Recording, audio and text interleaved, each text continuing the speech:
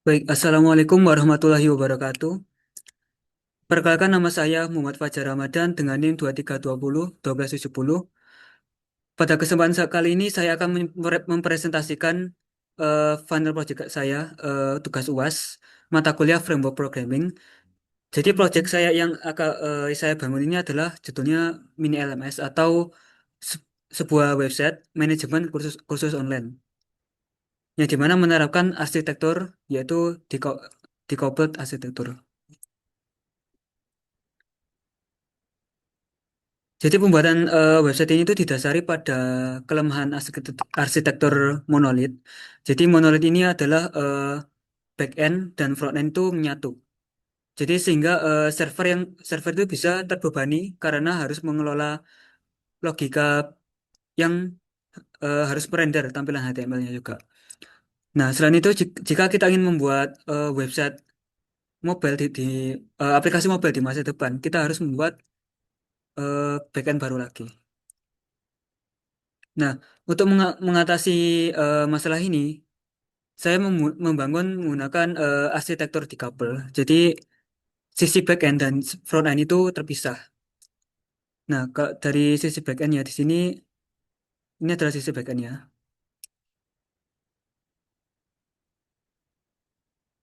Ya, ini sisi backendnya. Kemudian ini adalah sisi frontendnya. Nah, sisi backend ini saya menggunakan Django REST Framework yang di mana tugasnya untuk menyediakan data dalam format JSON dan menangani keamanannya via token authentication. Kemudian dari sisi frontend-nya itu saya membangun antarmukanya itu menggunakan HTML, Bootstrap, dan juga JavaScript. Yang dimana frontend ini nantinya akan berkomunikasi dengan backend melalui Fetch API. Nah, dengan cara seperti ini, backend itu satu backend bisa melayani berbagai jenis frontend. Baik itu eh, frontend untuk bagian siswa, bagian user, atau untuk bagian admin, dan lain sebagainya.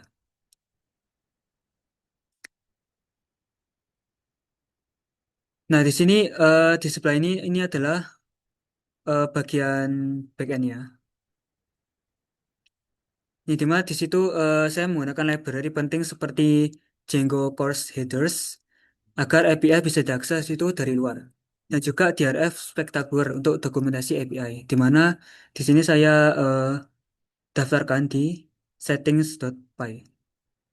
Nah, di sini saya menggunakan course header dan juga REST framework. Nah, sedangkan bagian front end di sini saya menggunakan HTML dan juga JavaScript.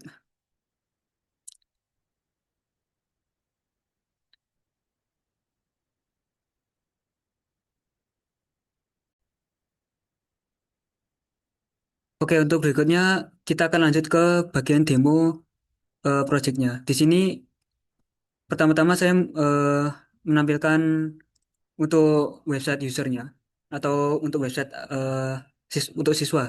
Nah, di tampilan pertama di sini kita harus register terlebih dahulu. Misalkan kita coba maba misalkan. Username-nya maba, emailnya maba@gmail.com.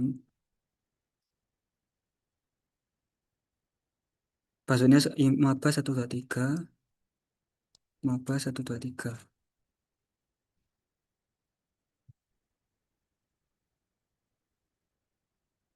Nah, berhasil mendaftar. Nah, kemudian kita akan diarahkan ke halaman login. Kita ketikkan lagi maba123, masuk. Nah,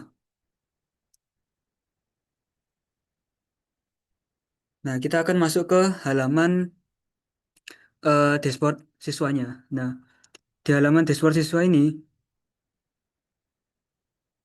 kita bisa melihat beberapa daftar eh, daftar kelasnya. Beberapa daftar di sini bisa kita lihat. Nah, di masing-masing kelas ini kita bisa lihat ada eh urut tingkatan-tingkatannya, ada beginner, intermediate, dan lain sebagainya. Kita bisa coba untuk melihat di sini ada tombol. Nah, ketika kita pencet, nah di sini kita bisa melihat ada berbagai tahapan materi dan juga ada tombol untuk mendaftar. Nah, di sini user dapat mendaftar. Kita ketekan ini, maka akan muncul pop-up. Yakin ini mendaftar ke sini, oke. Nah, setelah kita oke, maka akan ada keterangan berhasil. Nah, ketika sudah berhasil, kita dapat melihat kelas yang sudah kita daftar. Di sini ada menu namanya kelas saya. Ketika kita buka, nah, maka kelas yang sudah kita daftarkan tadi itu bisa muncul di sini. Terus kita bisa masuk ke tombol ini mulai belajar. Nah, di sini kita bisa melihat materi-materi yang tersedia pada eh, kelas tersebut. Di sini ada macam-macam itu.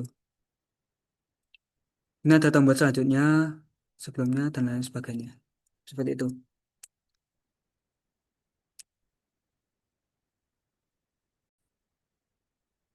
Nah, di halaman dashboard siswa ini kita juga bisa melakukan filtering. Misalkan kita ketikkan Python. Nah, di sini maka akan muncul sesuai yang kita ketikkan itu.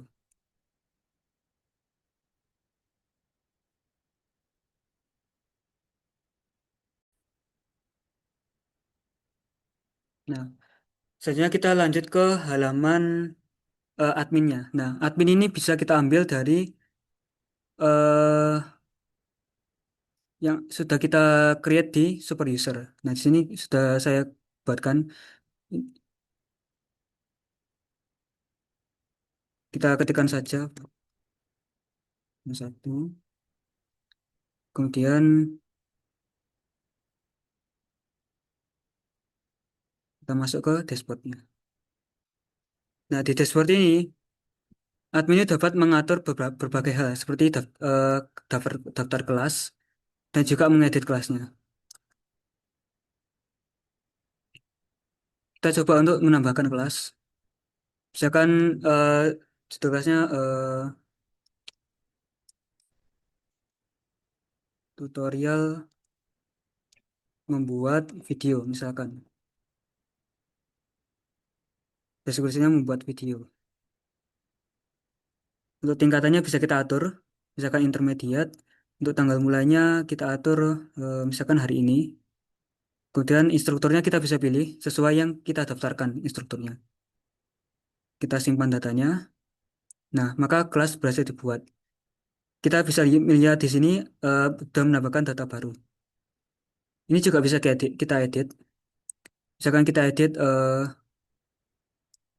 video tutorial. Misalkan. Kita simpan data. Nah, ini nanti ke edit seperti itu. Video tutorial. Kemudian kita masuk ke bagian instruktur. Nah, di instruktur ini kita bisa menambahkan juga instrukturnya. Misalkan namanya Abdul misalkan. Abdul. Emailnya Abdul. Gmail.com. Keahliannya Django. Kita simpan. Nah, maka akan muncul di bagian bawah ini datanya. Sebenarnya kita bisa mengatur data instruktur ini di bagian admin ketika kita run Django adminnya. Di sini bisa kita lihat ada data instruktur, kemudian data kelas, material, eh, dalam kelasnya itu, kemudian ada pendaftaran. Ini yang sudah kita daftarkan tadi. Di sini ada maba yang sudah user yang sudah kita tambahkan yang tadi. Nah, kalau kita lihat bagian user, ketika kita login atau register melalui login pada website user itu staffnya itu menjadi staff biasa, bukan super user seperti itu.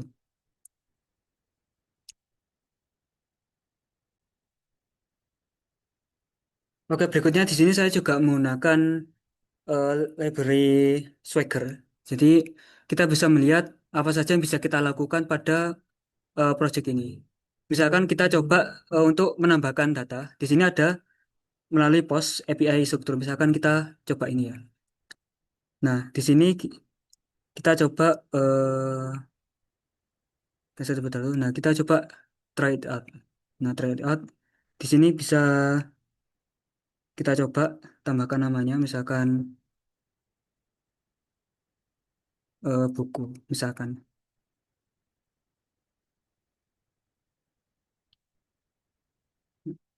Kita coba execute. Nah, setelah di execute, di sini bisa kita lihat kalau tersimpan sudah berhasil masukkan datanya ke dalam data instruktur.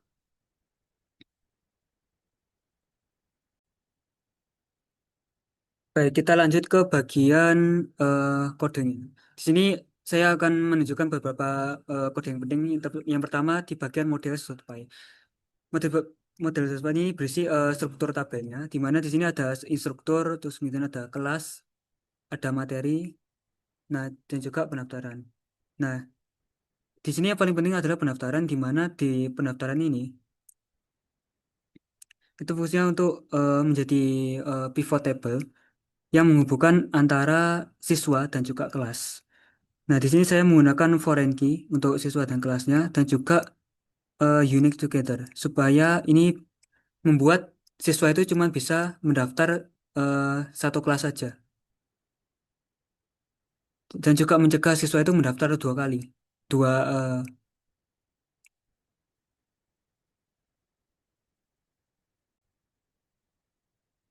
oh maaf, jadi di sini itu untuk mencegah siswa itu hanya bisa mendaftar satu kali di kelas yang sama.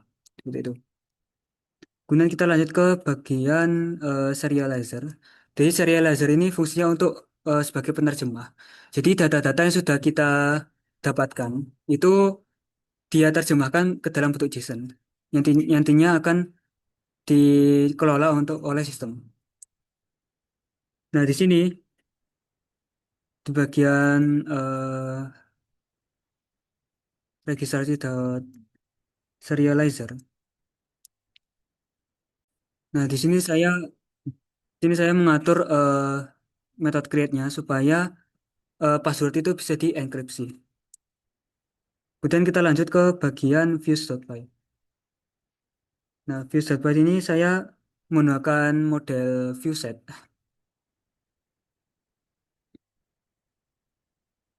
model viewset dan DRF. Nah, kita lihat di bagian pendaftaran. Nah, di sini di pendaftaran sini saya menggunakan is authenticated.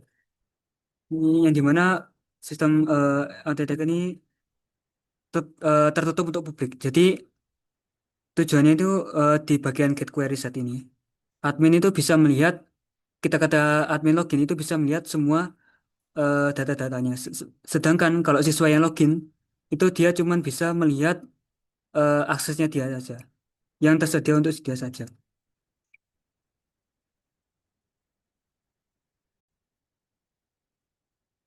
Oke, kita lanjut ke bagian front end-nya. Jadi front end-nya di sini ada namanya FJS. Nah, di FJS ini itu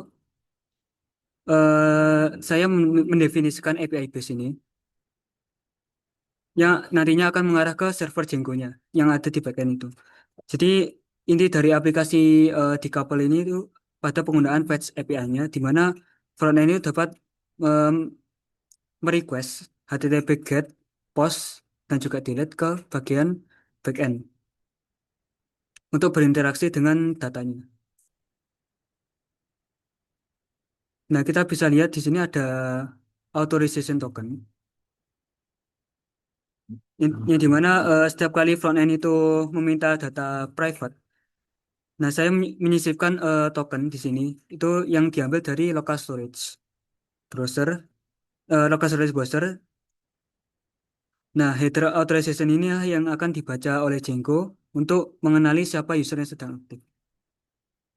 Kemudian setelah JSON itu diterima oleh backend-nya, maka JavaScript itu akan melakukan manipulasi. di sini. Jadi dia merendel HTML secara dinamis, mengubah data mentah menjadi kayak pecahan-pecahan kartu gitu, eh, pecahan-pecahan tabel. Dan untuk tampilannya di sini ada admin dashboard. Yang pertama ini untuk menampilkan dashboard adminnya. Kemudian di sini ada admin login untuk login halaman admin. Nanti di sini ada login dan register untuk siswanya. Kemudian ini kelas saya. Kelas saya ini untuk menampilkan kelas apa yang sudah didaftarkan oleh user tersebut di dalam tampilan. Kemudian detail ini untuk eh, detail kelas-kelasnya gitu, seperti itu. Kemudian dashboard ini adalah halaman utama untuk website siswanya dan juga lain-lain. Demikian dari saya, ini adalah project sistem kursus online. Jadi mohon maaf jika adanya kesalahan. Terima kasih. Wassalamualaikum warahmatullahi wabarakatuh.